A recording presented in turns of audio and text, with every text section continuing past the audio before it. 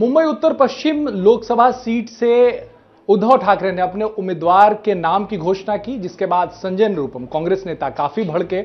लेकिन भड़कते भड़कते इतना ज्यादा बोल गए तो ऐसा लगने लगा कि वो उद्धव ठाकरे पर कम भड़क रहे हैं और अपने नेताओं पर यानी कांग्रेस के नेताओं पर ज्यादा भड़क रहे हैं। यही वजह है कि उन्होंने सफाई भी दी है सोशल मीडिया पर। क्या बोले और क्यों सफाई देनी पड़ी, वो उसके लिए हम संजय निरुपम से ही बात करते हैं। सर, कल आप ऐसा लग रहा था कि आप उद्धव ठाकरे से कम खफा हैं, कांग्रेस के नेताओं से ज्यादा खफा हैं। नहीं, फिर आप ट्वीट समझ ही नहीं पाए। कांग्रेस के खिलाफ तो उसमें कुछ बात ही नहीं थी। कांग्रेस के नेताओं से खफा होने का कोई अर्थ ही नहीं है। चूंकि परसों शाम को अचानक नॉर्थ वेस्ट से एमवीए के कैंडिडेट का अनाउंसमेंट आ जाता है शिवसेना की तरफ से, तो हमारे लिए ये एक भड़काने वाली बात थी। क्योंकि जो 9 सीटें अभी भी पेंडिंग पड़ी हैं डिस्कशन के लिए, जिनके बारे में अभी तक एमवीए में कोई फैसला नहीं हुआ है, उनमें से एक उत्तर पश्चिम की भी सीट है। और ऐसा माना जा रहा था कि एक बार अगर फाइनल डिसीजन होगा तब पता चलेगा कि यह सीट दरअसल किस पार्टी के पास गई, कांग्रेस के पास जा रही है या फिर शिवसेना। कांग्रेस का आग्रह है कि यह सीट हमारे पास रहनी चाहिए। तो मैंने पूरा जो मेरा विरोध था इस विषय पे था, इसमें कहीं से कांग्रेस के खिलाफ तो नहीं था और कहीं से इस बात की मैंने सफाई भी नहीं दी है। मैंने कहा यह है कि कल कुछ मेरे खिलाफ कुछ ज्यादा ही ट्रोलिंग हो गई और लोगों को बोला कि ये जो भाषा है बीजेपी की भाषा है और ये बीजेपी में जा रहे हैं। मैंने कहा ऐसा कुछ प्लान ही नहीं है साहब। मैं तो कांग्रेस पार्टी में हूं और कांग्रेस पार्टी की भूमिका रख रहा हूं और कांग्रेस पार्टी के हित और हक की बात कर रहा हूं और ये रखने का, ये कहने का मुझे पूरा अधिकार है। अब लगातार आपने जब प्रेस कॉन्फ्रेंस लिया उसमें आप कहे कि जो हमारे तरफ से जो लोग सीट शेयरिंग के टॉक्स में जा रहे हैं वो भी स्थिति साफ नहीं कर रहे हैं और इतनी देरी हो रही है, उससे कार्यकर्ताओं में बहुत संभ्रम की स्थिति है। अच्छा, जो हमारी तरफ से सीट शेयरिंग में जा रहे हैं उन लोगों ने ही मुझे बताया कि अभी भी ये सीट पेंडिंग है और मैंने उनको कोट भी किया है, नाम सिर्फ नहीं बता रहा हूं मैं। तो मतलब ऐसा कुछ नहीं था। हाँ, निश्चित तौर पर कार्यकर्ताओं में एक संभ्रम की स्थिति है।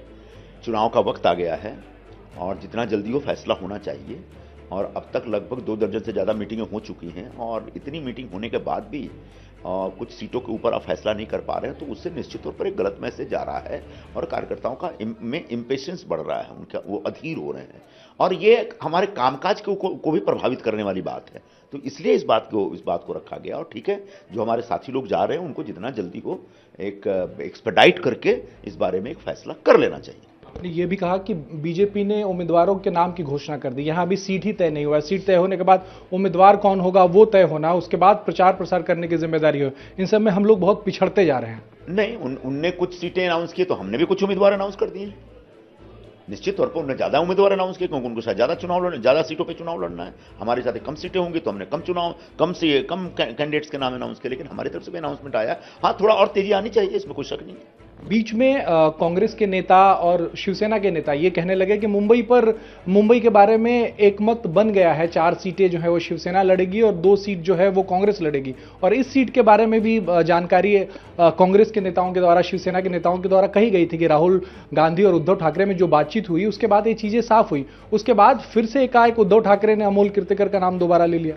यही बात मुझे भी कही गई थी और कांग्रेस के साथियों ने भी बताया था और अलग अलग मीडिया से आया कि उन लोगों ने शिवसेना से बात की है। अधिकृत तौर पर मुझे कुछ नहीं बताया गया था, लेकिन हमारे साथियों ने बताया था कि ये सीट लगभग तय हो गया है कि हमारे पास आ जाएगा, लेकिन अभी तक कोई फाइनल एक डिसीजन नहीं हो पाया है। और उसके बाद अचानक इस प्रकार का एक अनाउंसमेंट आता है तो वो शॉकिंग है, वो एक झटका लगता है और जब झटका लगता है तो इंसान रिएक्ट करता है और तब मैंने रिएक्ट किया और आगे भी रिएक्ट करूंगा जरूरत पड़ेगी तो। फिर सफाई देने की जरूरत आज क्यों पड़ी आपको? सफाई नहीं, जो कल बहुत लोगों को ऐसा लगा कि भाई हम छोड़ के जा रहे हैं तो ये बीजेपी की भाषा है, तो उनको समझाने की बात कर रहा था कि भाई अपनी बात रखना मतलब ये नहीं है कि किसी दूसरे वाले के साथ हम खड़े हो गए।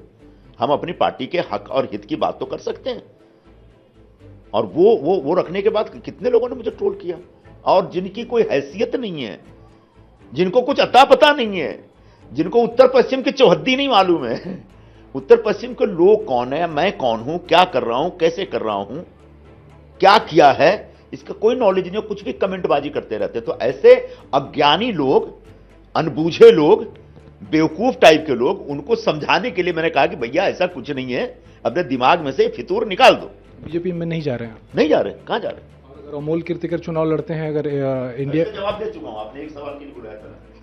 चलिए शुक्रिया। तो संजय निरुपम,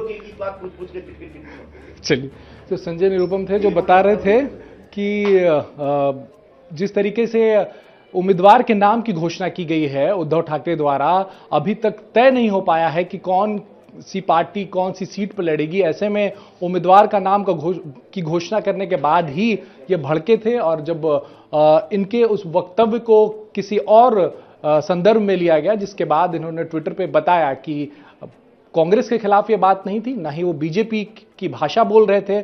उद्धव ठाकरे गठबंधन धर्म का पालन नहीं कर रहे हैं, यही वजह है कि इन्होंने ये बातें रखी थी। कैमरा विमल सिंह के साथ राजेश कुमार, इंडिया टीवी, मुंबई।